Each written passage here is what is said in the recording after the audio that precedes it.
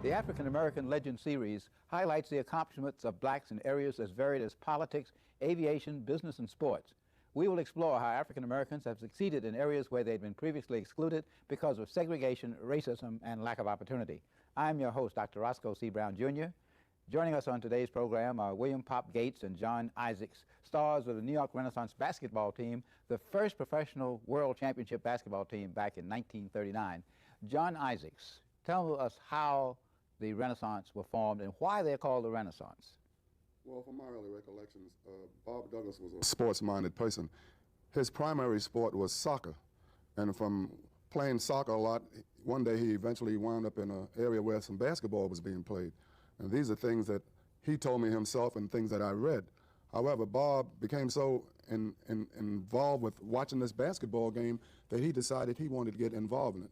Now, at that time, there weren't any particular leagues, but they created an amateur league, which included the Smart Set from Brooklyn, the Red and Black Machine from St. Philip's, the Lowendai Club from Pittsburgh, or numerous other clubs, and they formed their own little league, and they played day in, day out.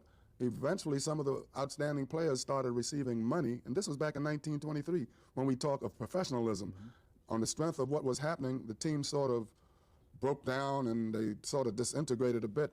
Bob decided that he would like to continue, which he did, but he wanted to call his team the Spartans, which was his club, the soccer club. He went to the Renaissance Casino on 138th Street on 7th Avenue, and he spoke to the gentleman, and he wanted to know whether he would allow him to use the Renaissance. And one thing led to another, and he showed the man where it would be beneficial for both of them. He would even go so far as to change his name from the Spartans to the Renaissance ballroom name, and this is exactly what Bob did. Well, Bob Douglas is really a legend in the African-American community. What he did with the New York Renaissance Ballroom, which was the premier place to have social events and dances during the 20s and 30s, and then, of course, the New York Renaissance basketball team, which ended up being the first professional team to win the World's Professional Championship in 1939. And you were on that team, and so was William Pop Gates. Pop Gates is in the Basketball Hall of Fame. He has so many distinctions. People talk about Michael Jordan and so on. If Pop had been playing in these times, or Michael in these times, Michael would have had a hard time keeping up with Pop Gates. So tell us a little about how it feels to be in the Hall of Fame and some of the things that you did which got you into the Basketball Hall of Fame. Well, it's a wonderful feeling to be selected to be in the Hall of Fame, one of the premier Hall of Fame situations in the country. Being in the Hall of Fame to me is something everybody would like to accomplish in the sport they participated in. I got started in the Hall of Fame because of the fact one day in 1988, a fellow by the name of Bobby McDermott made the Hall of Fame. I had never given a thought about being in the Hall of Fame because they wasn't taking us that easily in that situation. Because of the time difference. They were taking more recent players. Bobby got in 1988, and that was during the era. He played during the era where I played at, or John played at. So a fellow told me, Pops, why don't you try to get the Hall of Fame? I said, forget about that. They're not going to accept me. So thought came to mind, well, I'll send a resume of what I accomplished, what I've did by 17 years of playing professional basketball. So I got together, wrote this thing down, put a big booklet form resume together, and sent this resume to probably 6 or 7 Hall of Famers and other people around the country that I knew that were well known in basketball. And consequently, but you know what happened? I got to the Hall of Fame, but you know what I forgot to send a resume to? The Hall of Fame people itself. So, however, the following year, I received a phone call from, who's the fellow's name? Joe O'Brien. Oh, Joe O'Brien. It wasn't Lee Williams, was it? No, Lee Williams was there for TARS. No, but it was Joe O'Brien. Joe O'Brien. And so he called me in the morning and said, is Pop Gates? I said, yes, this is Pop Gates. So may I speak to you? Yes, go right ahead. So, well, I'm so-and-so, and so I'm the president of the Hall of Fame. I'd like to inform you that you have been selected to be in the Hall of Fame. I said, oh, you must be kidding. So I said, oh, thank you very much. I'm very elated. So that and how I got in the Hall of Fame. I sent my resume in 1988. And the following year, in 1899, I was selected to the Hall of Fame. Now, tell us what are some of the things that you did. I know you're very modest, Pop, but tell us some of the things that you did. I know you were a high school basketball star, and you went right from high school to the Renaissance. Yes. I went to Benjamin Franklin High School. In 1938, we won the city championship at New York City. The following year, I had a tryout with the New York Renaissance. Previous to that, I went down to Clark University in Atlanta, Georgia, to play basketball there. I never played basketball there, but I played football. But however, I became disenchanted with what was happening there, so I decided I wanted to come home because I couldn't stand this segregation, even though I was born in Alabama in the South. But I said, well, I'm going to come home. So I sent some friends of mine, because we were poor people, my family, And I said to some friends of mine, I said, "Be coffee, I had to get home." A friend of my brother's, a fellow of mine, they were older than Joseph, Arthur Joseph. He had the Black Yankees or Harlem Yankees basketball team. So they sent me coffee, I had to get home. So I was working out with the Renaissance, working out with the Black Yankees, Harlem Yankees rather, operating against the Renaissance. So Bob Douglas and Eric Illich saw what I was able to do, and therefore that's how I got the break to get with the New York Renaissance. And then you played for 17 years, and you were obviously participating in the World Championship team, but also you made some statistical records. Your scoring was outstanding. Well, according to the Hall of Fame historians, in the 17 years I participated, in 6 of those years as a player coach, that I had participated in 2,000 ball games and made double figures in all of those ball games. That's putting me at the 20,000 market figures and 2,000 ball games, what a lot of kids can't do now. I was also fortunate enough to be selected as one of the first blacks in organized sports in 1947 with the National Basketball League with the Tri-City Blackhawks. Donnie King with the Rochester Barons, Royals Ball Club. But prior to this, 46, they had another group of ball players from the Harlem Globetrotters that played in the National Basketball, also organized basketball also before I got there. So this enchantment about who was first, it goes back to before me.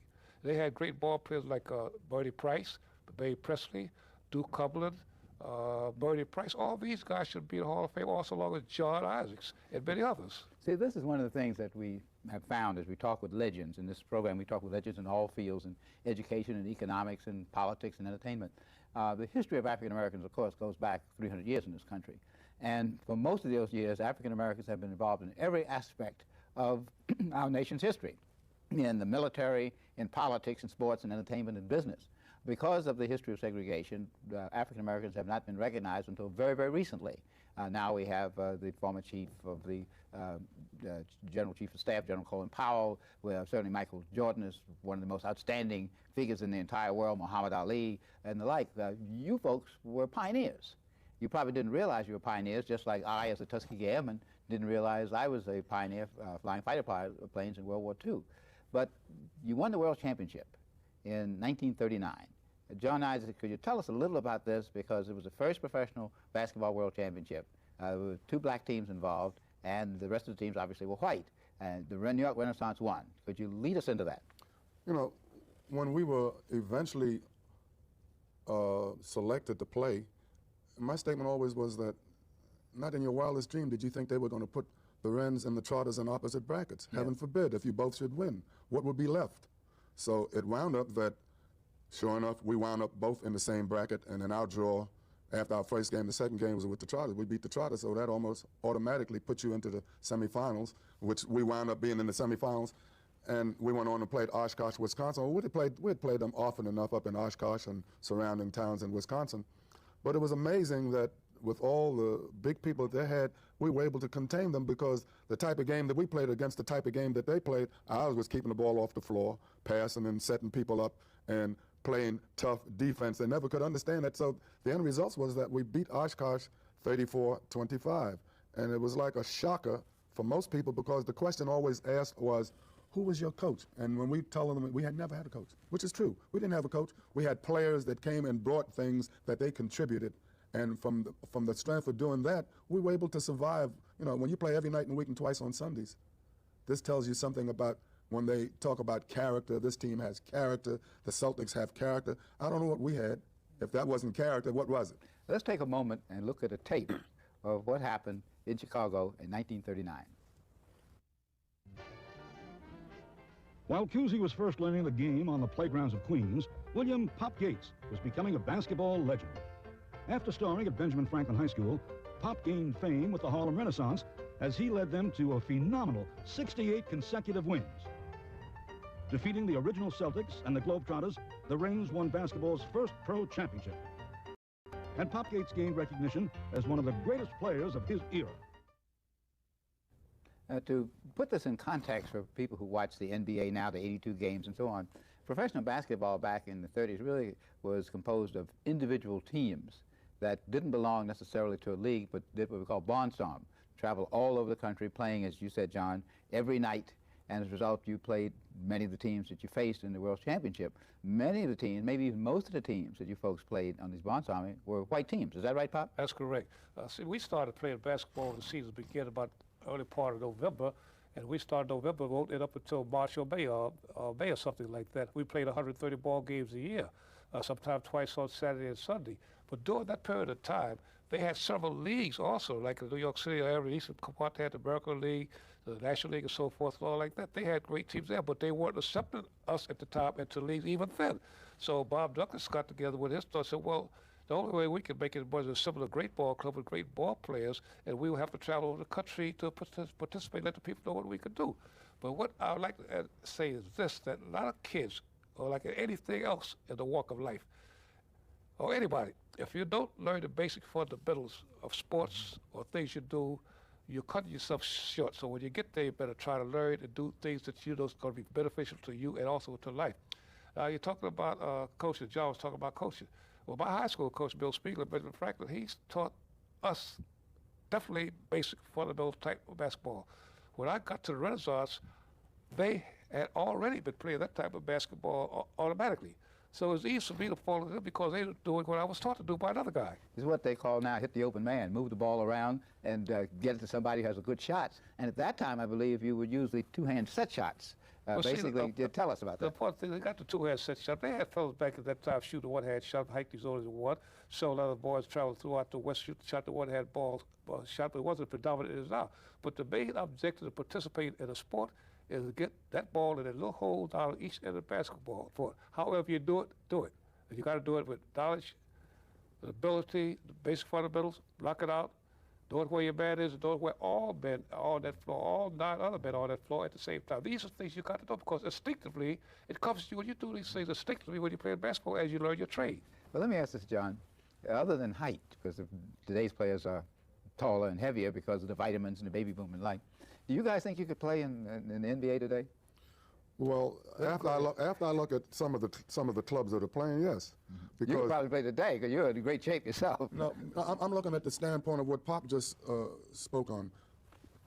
We had the smarts and we had the knowledge, because when I first came to the Reds, they were playing muscle basketball, you know, and at that time a lot of people weren't aware that there was a league, an American league, and they had a rule which was you dribble with 2 hands. They call it monkey dribble or whatever, but it was 2 hands. You could go laterally as many steps as you wanted. You could only go forward as many as you wanted. Backwards, you could only take 1 dribble, putting the ball on the floor. However, once you got into the post position, you couldn't stop, hesitate, and fake. You had to take your shot immediately.